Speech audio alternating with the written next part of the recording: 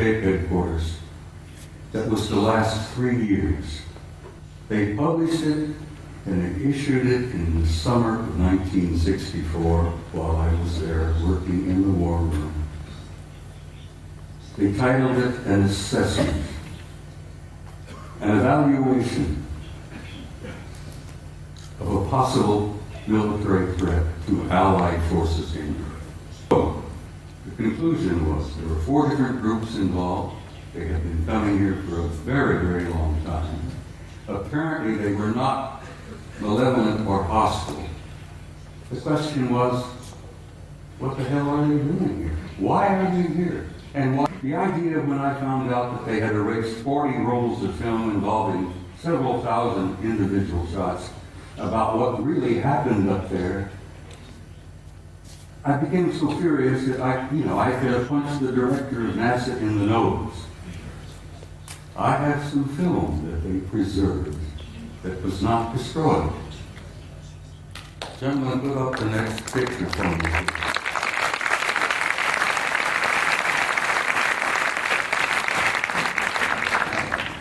This is a NASA photo. This is Apollo 12. Apollo Systems 12, roll number 50, negative number 7348. They were flying over the moon before they landed. They went into orbit around the moon. As many of you, I'm sure, you know the system, you know the procedure. They went into orbit around the moon, and while they were there in orbit around the moon, a number of anomalous artifacts began showing up, showing interest in them. Next picture, please. This picture was taken by Neil Armstrong while they're looking out of the window of their little craft. This object flew by. There's the moon in the background, of course. There's this object that flew by the window of that little craft that they were riding in. Neil took the Hasselblad camera that he had, put it up the window and snapped this picture. 51, negative number 8, what is it, 8653 or something like that. Now this is a good-sized object. This is several hundred feet in diameter that came up next to the lander, flew along beside them for a time. The guys in the Apollo crafts put their camera to the window and snapped the thing. And I've always jokingly said there were guys inside of this taking pictures of an asset.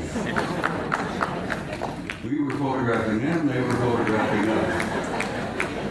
Photo NASA, Apollo Systems number 14, Apollo 14, roll 70, negative, what is it, 9837, I think, or 8827, I think it is. This is the Landsberg crater on the moon. The guys in orbit above the moon were particularly fascinated by Landsberg. They had been given a special assignment to take pictures of Landsberg because the crater, which they designated as Landsberg, had things going on in the crater. There were enormous facilities in the middle of the crater up there.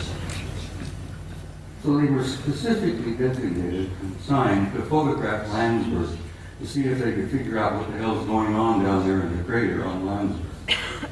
While they were looking at Landsberg, this object happened to express interest in them and flew by. Now this line is an artificial line that was drawn to show you the direction that this object was going. This is a good-sized object flying past the Apollo lander. God, I'm so glad that some of these were saved. I still get angry. 40 rolls of film for Christ's sake, and they erased them. Anyhow, next picture, please. It's the same photo of Landsberg, but with the next negative, 9838, of this object here, flying by. Next picture. Now we're getting into some nitty-gritty.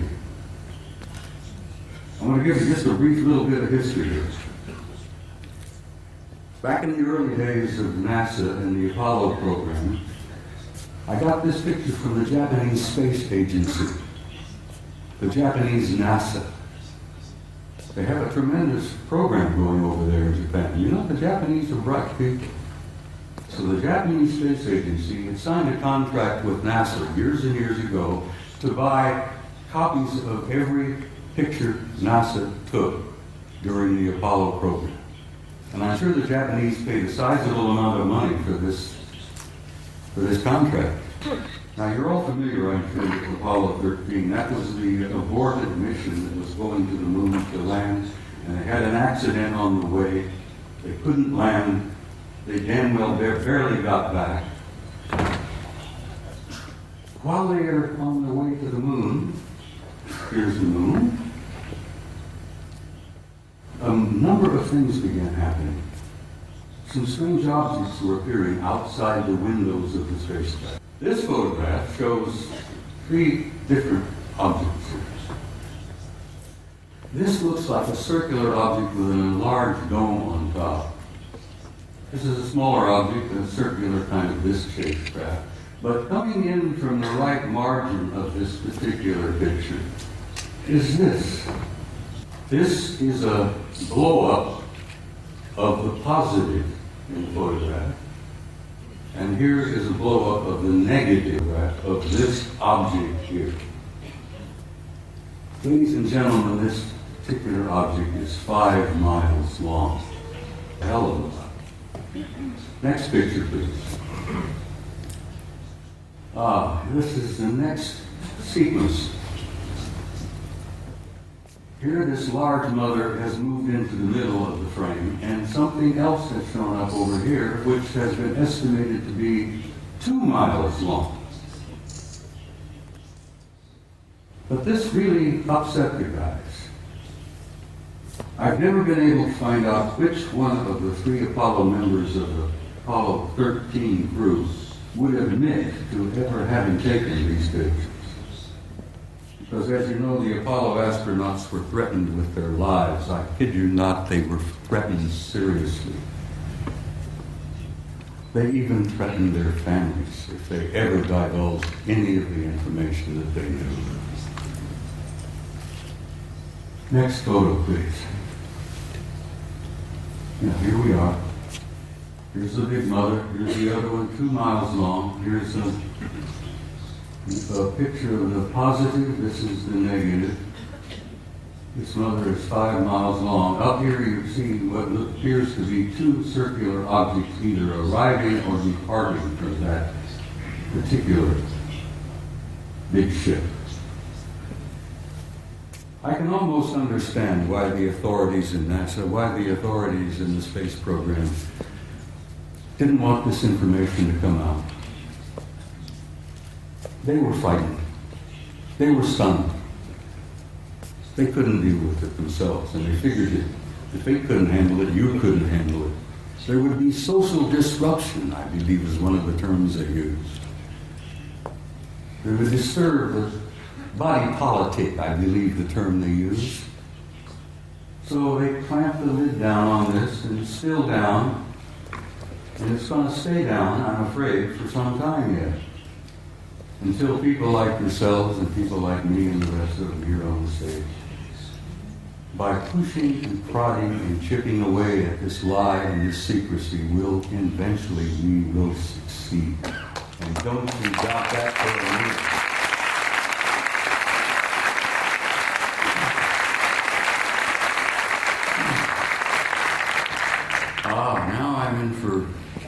You're in for another photograph that I think will shock you some.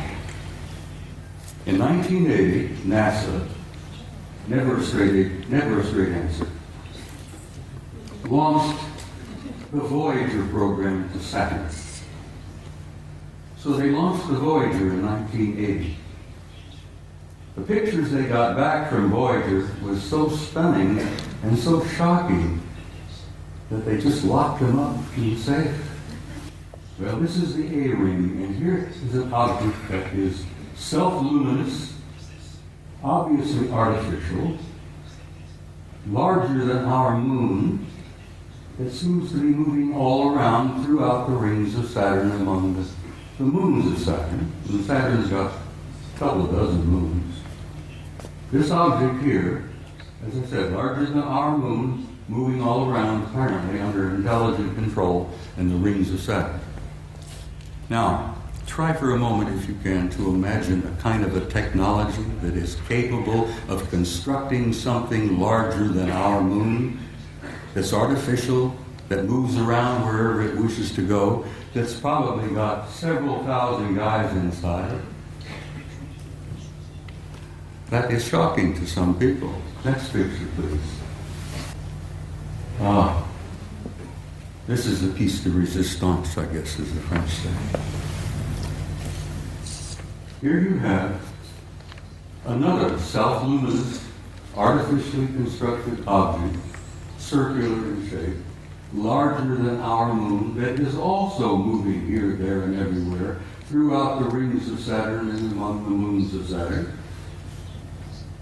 You know, there's got to be intelligence at work. But this is the one that really blew the NASA people on the Voyager program out of the water. This object, this is an object, guys, is 2,000 miles long. It's 400 miles in diameter. And it's an artificially constructed, Norman calls them an electromagnetic vehicle. Now, for your own interest, I suspect most of you suspect this, that you are all members of a 0-0 type civilization. Beyond us, hopefully in a century or two, we might become a type 1. But this is a representation of a type 2 civilization. And Michio Kaku, the famous Japanese-American physicist in New York, has put out this concept about type 0, 1, 2, 3, and 4 of the kind of advanced cultures and civilizations we will probably meet out there. Well, in probably meet out there, we've already met them. They're here. They're in our midst. So, I think I brought about 15 or 20 of these pictures, but I simply had no time. I don't have the time to show them all. But I've shown a few here, and I think I've piqued your curiosity. And I think most of you are pretty bright people, and you know you've been conned. You know you've been lied to. You're not fools. And I think you know who you are and why you're here and where you're going.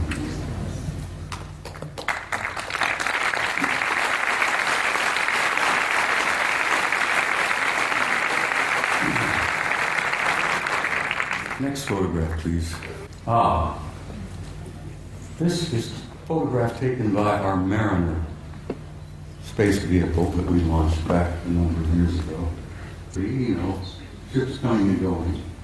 But it's not an airport, it's very likely a spaceport. It is on the surface and it's on the equator of Mars.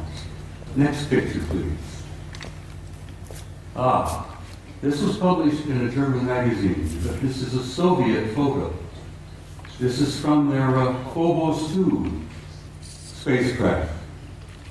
This is a city under the surface of Mars that is the size of Chicago. Chicago is one of our biggest cities. Several million people live in Chicago. This is under the surface. You can see the city block. You can see the breakdown here, portions of the neighborhoods, whatever it is. But it's generating an enormous amount of heat. And they picked this up on the infrared when Phobos is going around the planet and snapping pictures like crazy. And the Soviets were pretty open about releasing some of their photos, contrary to the United States, where lying has become a fine art. Don't get me started on my politicians. Phobos 2, city on Mars, under the surface. You can see the streets, Broadway, First Avenue, whatever, you know. People have said, well, who was there? And I says, for God's sake, it's the Martians who were there.